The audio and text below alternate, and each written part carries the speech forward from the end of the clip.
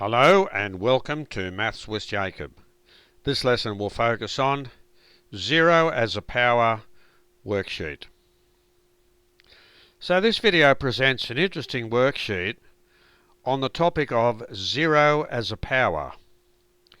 Now, I'm not sure how many of you have seen the situation where you have a term raised to the power of 0.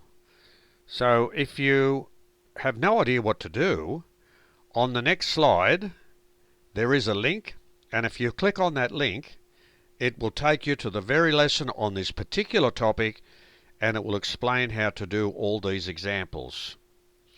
So what do we need to do here? Simplify each of the following using the appropriate index laws. We are asked to find the value or simplify 6 to the power of 0. Now we're used to seeing 6 to the power of 1 or 6 squared or 6 to the power of 3, etc.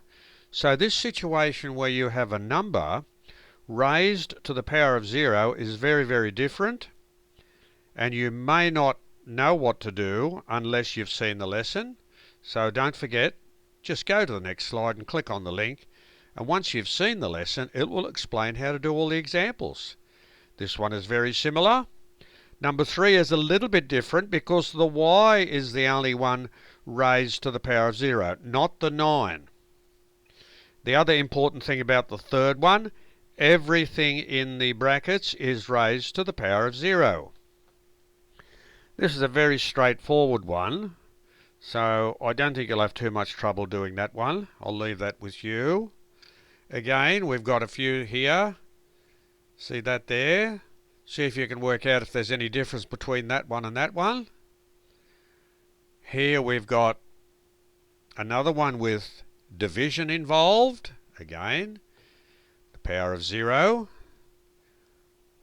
Very interesting one here. I think you might enjoy this one. There's another one there. Okay, so we've got all these terms here which are all raised to the power of 0. So what does it all mean?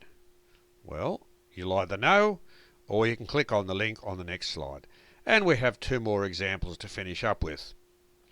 So this video has introduced us to a very, very basic worksheet where we've introduced this quite new topic which we haven't seen before, and it involves numbers or letters, which are pronumerals, raised to the power of 0.